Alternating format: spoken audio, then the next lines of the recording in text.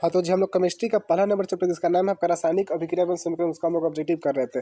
तो उसका पार्ट 1 में हमने 20 प्रश्न देखा था, पार्ट 2 में हम लोग 21 प्रश्नों से जो भी होगा 50-60 तक सारे कंप्लीट करेंगे। ठीक है, तो चलिए स्टार्ट करते हैं। सबसे 21 नंबर सवाल से स्टार्ट करते हैं। 21 नंबर सवाल आपका कहता है कि निम्नलिखित में से कौन सा एक अपघटन अभिक्रिया का उदाहरण नहीं है। अपघटन अभिक्रिया यानी क्या होता है, वियोजन अभिक्रिया। और वियोजन अभिक्रिया मतलब क्या होता है कि एक से आपका दो बनता है। तो इसमें से कौन सा जो वियोजन अभिक्रिया का उदाहरण नहीं है, तो देखिए आपका ऑप्शन नंबर ए में क्या हो रहा है कि एक से दो बना, तो ये आपका वियोजन है। ऑप्शन नंबर बी भी वियोजन है, लेकिन आपका ऑप्शन नंबर जो सी है वो आपका क्या हो रहा है कि दो से एक बन रहा है, तो इसको हम लोग क्या बोलेंगे, तो इसको हम लोग वियोजन नहीं बोलेंगे। बाकी मानव शरीर में भोजन का पचना भी आपका एक कौन सा अभिक्रिया है, तो वियोजन अभिक्रिया है। लेकिन आपका जो ऑप्शन नंबर सी है वियोजन अभिक्रिया नहीं है, तो जवाब आपका ऑप्शन नंबर सी एकदम राइट आंसर होगा। सवाल अगला है कि निम्नलिखित में से कौन एक रेडॉक्स अभिक्रिया। रेडॉक्स अभिक्रिया किसे कहते हैं, तो वैसी अभिक्रिया जिसमें ऑक्सीकरण और अवकरण साथ में होता है उसको हम क्या कहते हैं, रेडॉक्स अभिक्रिया कहते हैं।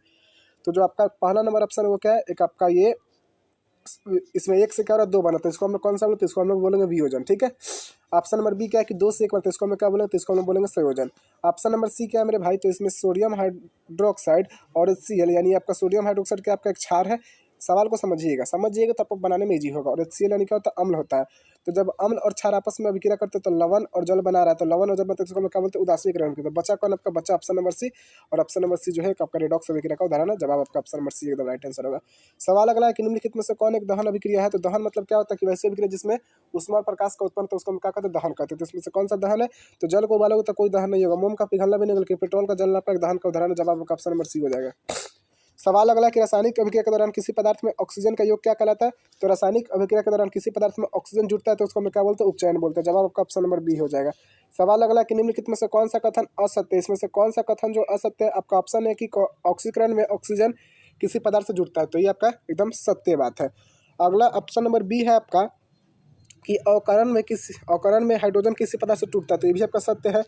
ऑप्शन सी है कि ऑक्सीकारक खुद को ऑक्सीकृत करता है, ये आपका गलत हो जाएगा। ऑप्शन नंबर क्या हो जाएगा, सी गलत हो जाएगा। सवाल अगला कि किसी यौगिक से रासायनिक अभिक्रिया में हाइड्रोजन का हटना क्या कहलाता है। तो जब हाइड्रोजन हटेगा, चाहे हाइड्रोजन का टूटना, उसको हम लोग क्या बोलते हैं, अपचयन बोलते हैं। सवाल अगला है आपका 28 नंबर सवाल है। 27 नंबर की किसी वस्तु को हवा में जलाने के लिए एक निश्चित न्यूनतम ताप की आवश्यकता होती है, जिसको हम लोग क्या कहते हैं, तो जिसको हम लोग दहन ताप कहते हैं, कि प्रज्वलन ताप कहते हैं, कि ज्वलन ताप, की इनमें से कोई नहीं। तो बहुत ही धाकर सवाल और ध्यान रखिएगा, उसको हम लोग प्रज्वलन ताप कहते हैं। जवाब आपका ऑप्शन नंबर ए हो जाएगा। अगला सवाल है कि एक भूरे रंग का चमकदार एक्स वायु को उपस्थिति में गर्म करने पर वह काले रंग का हो जाता है, तो तत्व एक्स का नाम बताइए। तो सोडियम है कि मैग्नीशियम है कि कॉपर है यानी कि पोटेशियम है, यानी किस तत्व को हम लोग वायु की उपस्थिति में जलाएंगे तो वह काले भूरे रंग का हो जाएगा, तब क्या हो जाएगा, कॉपर हो जाएगा। जवाब आपका ऑप्शन नंबर सी एकदम राइट आंसर हो जाएगा। ठीक है जी, चलिए बात करते हैं अपन 29 नंबर सवाल की। 29 नंबर सवाल कहता है कि सोडियम सल्फेट को जब बेरियम क्लोराइड से अभिक्रिया कराया जाता है तो बनता है बेरियम सल्फाइड प्लस बनता है NaCl। तो ये किस प्रकार की अभिक्रिया है। तो देखिए संयोजन में क्या होता है, संयोजन में आपका दो से एक बनता है, तो दो से तो एक बना, संयोजन तो नहीं होगा। वियोजन में क्या होता है, एक से दो बनता है, तो वियोजन भी नहीं होगा। और इनमें से कोई तो होगा ही नहीं। आपका ऑप्शन नंबर सी दिया द्विविस्थापन, तो बिल्कुल ये द्विविस्थापन एकदम राइट आंसर होगा। ठीक है, ऑप्शन सारे ऑप्शन को पकड़िए, उसके बाद आंसर लगाइएगा, तब गलत नहीं होगा। सवाल अगला है कि जिंक जो है वो कॉपर सल्फेट से अभिक्रिया करके बनता है, जिंक सल्फेट प्लस बनता है कॉपर।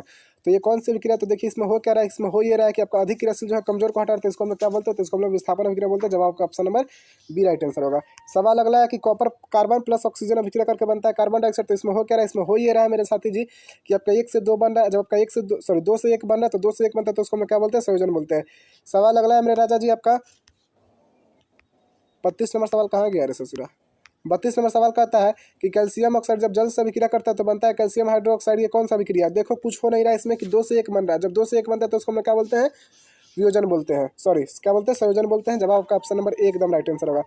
सवाल अगला है कि उष्मा के द्वारा की गई वियोजन अभिक्रिया को हम लोग कौन सा अभिक्रिया बोलते हैं। तो जब किसी यौगिक में हम लोग उष्मा प्रवाहित करते हैं और वो दो उत्पाद का निर्माण करता है, तो उसको हम लोग कौन सा वियोजन बोलेंगे, उष्मीय वियोजन बोलेंगे। ठीक है, चलिए सवाल अगला है कि जिन अभिक्रिया में ऊर्जा अवशोषित होता है उन्हें हम लोग क्या कहते हैं, जिन अभिक्रिया में ऊर्जा का अवशोषण होगा उसमें हम लोग क्या कहेंगे, उष्माशोषी बोलेंगे। जवाब का ऑप्शन नंबर बी हो जाएगा। सवाल अगला है कि वे अभिक्रिया जिनमें अभिकारकों के बीच आयनों का आदान प्रदान होता है उसको हम क्या कहते हैं, जिसमें अभिकारकों के बीच आयनों का आदान प्रदान उसको हम क्या बोलेंगे, द्विविस्थापन बोलेंगे। और दो से एक बनेगा उसको क्या बोलेंगे, संयोजन। एक से दो बनेगा वियोजन, अधिक क्रियाशील कम को हटा देगा उसको क्या बोलेंगे, विस्थापन। चलिए सवाल अगला कि सिल्वर आयोडाइड का रंग क्या होता है। तो ध्यान रखिएगा, सिल्वर क्लोराइड पूछे तो बोलिएगा सिल्वर क्लोराइड का रंग श्वेत होता है, लेकिन आपका जो सिल्वर आयोडाइड होता है उसका रंग कैसा होता है, पीला होता है। सवाल अगला कि रासायनिक अभिक्रिया के दौरान किसी पदार्थ में ऑक्सीजन का ह्रास यानी ऑक्सीजन का कमी होना क्या कहलाता है, तो उसको हम लोग अपचयन बोलते हैं। सवाल अगला है आपका कि निम्नलिखित में से कौन सा युग्म एकल विस्थापन अभिक्रिया को प्रदर्शित करता है। तो कौन सा इसमें से एकल विस्थापन को प्रदर्शित करेगा, देखिए तो यहाँ देखिए मैग्नीशियम जो है वो कॉपर से क्या है, कम क्रियाशील है, मतलब मैग्नीशियम जो है कॉपर से कम क्रियाशील है, इसलिए कॉपर जो है मैग्नीशियम को नहीं हटा सकता, ये आपका नहीं होगा। ऑप्शन बी में है कि AgNO3 एवं कॉपर, तो ऑप्शन बी भी आपका, ऑप्शन बी में है देखिए NaCl प्लस कॉपर, ये भी आपका नहीं होगा, ये भी नहीं होगा। ऑप्शन नंबर कौन सा हो जाएगा, तो ऑप्शन नंबर बी होगा। क्यों होगा, क्योंकि देखिए ये जो कॉपर है आपका, ये जो कॉपर है वो AgNO3 से अधिक क्रियाशील है। जैसे ही कॉपर जाएगा इसके विलयन में तो क्या करेगा, इसको हटा देगा, तो ये आपका विस्थापन अभिक्रिया हो जाएगा। जवाब आपका option number B right answer होगा। सवाल अगला आपका कि Pb प्लस कॉपर क्लोराइड अभिक्रिया करके बनता है पीबी क्लोराइड, तो पीबी क्लोराइड प्लस कॉपर, तो 21 प्रकार की अभिक्रिया। इसमें हो क्या रहा है कि अधिक क्रियाशील जो है वो कमजोर के विलयन में जा रहा है, कमजोर को क्या कर दे रहा है, हटा दे रहा है, तो इसको हम क्या बोलेंगे, तो इसको हम लोग विस्थापन अभिक्रिया बोलेंगे। जवाब आपका ऑप्शन नंबर ए हो जाएगा। सवाल अगला है कि वायुरोधी बर्तन में खाद्य पदार्थ के रखने पर उपचयन की गति क्या हो जाती है, बढ़ जाती है कि घट जाती है।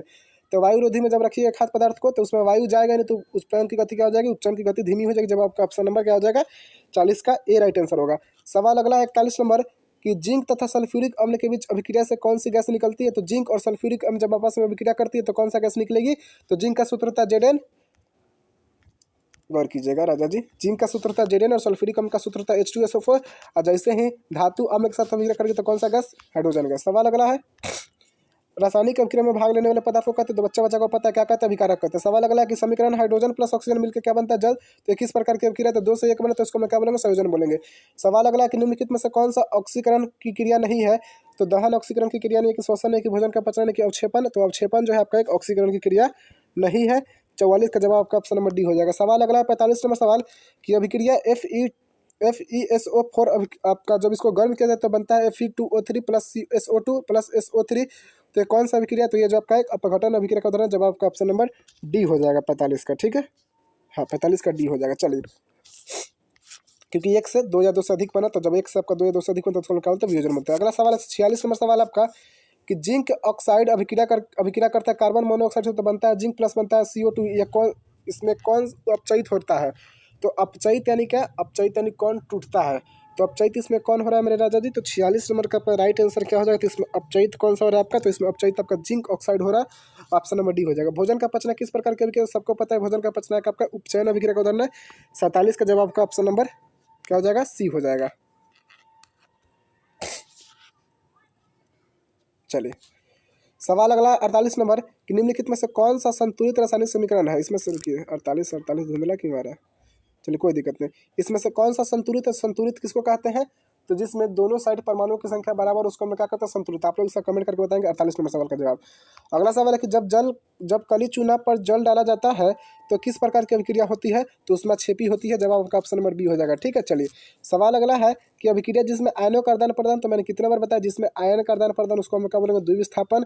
जिसमें अधिक क्रियाशील कमजोर को हटा दे उसको हम लोग बोलेंगे विस्थापन। जिसमें आपका 2 से 1 बने उसको बोलेंगे संयोजन। और जिसमें अवक्षेप प्राप्त होता है उसको हम लोग अवक्षेपन बोलेंगे। सवाल अगला है कि निम्नलिखित में से कौन सा समीकरण संतुलित नहीं है।